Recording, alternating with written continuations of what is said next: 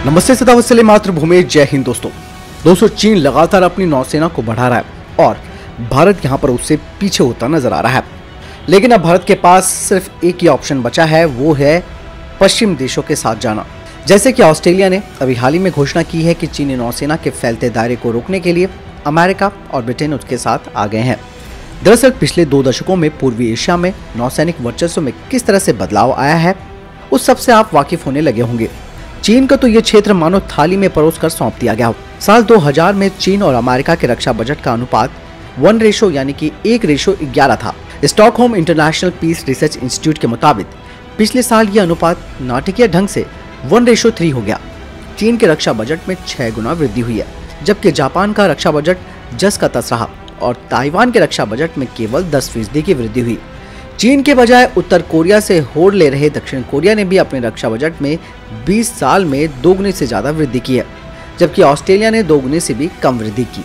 दरअसल south China सी क्षेत्र के द्वीपों पर अधिकार के मामले में चीन जिन छोटे छोटे देशों को चुनौती दे रहा है, उन्होंने भी अपने रक्षा बजट में वृद्धि करना शुरू कर दिया है। उन सबको मिलाकर कुल रक्षा बजट में करीबन 3 गुनी वृद्धि हुई है, लेकिन कोई भी चीन की बराबरी नहीं कर पाया। इसका नतीजा ये हुआ है कि इस क्षेत्र में इन सभी देशों ने मिलकर पिछले साल अपनी रक्षा के ऊपर चीन के इस खर्चे के केवल 2/3 भाग के बराबर खर्च किया है। वर्ष 2000 में स्थिति ये थी कि अकेले जापान ने चीन के मुकाबले ज्यादा खर्च किया था। नौसेनाओं को बनाने में दशकों लग जाते हैं। चीन को अपने बेड़े को पहले आधुनिक बनाने और फिर उसका विस्तार करने में करीबन 30 साल लग गए, जबकि बाकी देश देखते रहे। और चीन अभी भी बहुत कुछ सीखना चाहता है।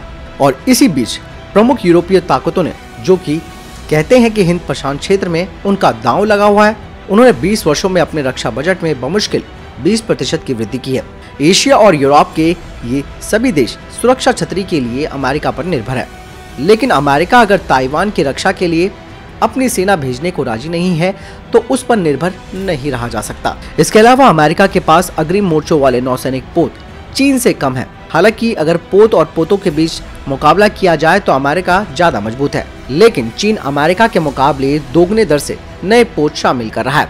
अपने समुद्री क्षेत्र में और बड़े पश्चिमी प्रशांत क्षेत्र में चीन अपनी पूरी नौसेना को तैनात कर सकता है, जबकि अमेरिका उन क्षेत्रों में केवल अपने एक बेड़े का हिस्सा भेज सकता है। इसीलिए राष्ट्रपति जो बाइडेन के व्हाइट हाउस में बैठे अमेरिकी नीति निर्माताओं ने उस क्षेत्र में अपना वर्चस्व बनाने की उम्मीद छोड़ दी है। अब वे सिर्फ प्रतिरोधी क्षमताएं बनाए रखने तक सीमित लक्ष्य रखते हैं, लेकिन आने वाले समय में अमेरिका भी बिना सहयोगी देशों की मदद से चीन का मुकाबला नहीं कर सकता है। और अगर ऐसा ना किया जाए तो चीन का दबदबा बढ़ता रहेगा। और यही सब कारण थे जिसकी वजह से अमेरिका ने परमाणु ऊर्जा से लैस, ना कि परमाणु हथियारों से लैस पनडुब्बियां हासिल करने में ऑस्ट्रेलिया की नौसेना की मदद शुरू करेगा। ये पनडुब्बियां दूर समुद्री क्षेत्र में सामान्य पनडुब्बी के मुकाबले ज्यादा समय तक डटी रह सकती हैं। ये शोर नहीं करती हैं, इसीलिए ये स्टील्थ पनडुब्बियां कही जा सकती हैं और ये ज्यादा समय तक बची रहती हैं। दोस्तों, अगले 20 साल के अंदर इस खेल में एक बड़ा अंतर आ जाएगा। सवाल ये है कि क्या इसके बाद जापान आगे आएगा?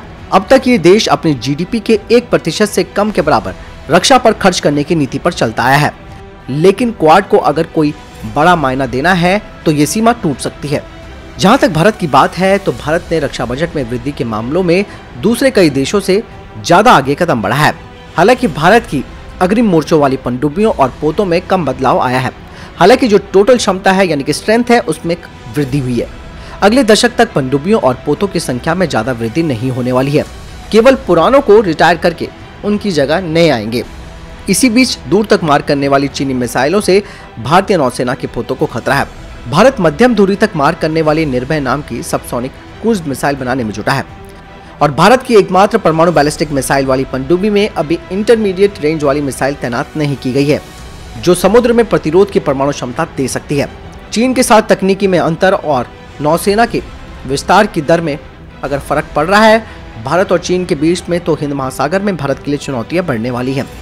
इसीलिए अब कठोर फैसला लेने का वक्त आ चुका है। चीनी नौसेना के फैलते दायरे में स्थित देशों को अपनी क्षमताओं को और तेजी से वृद्धि करनी होगी। जहां ऑस्ट्रेलिया को अपनी रक्षा के लिए अमेरिका से सहयोग लेना पड़ा है, भारत भी अपनी लॉन्ग टर्म रणनीति में अपने आप को स्वायत्त रखता है।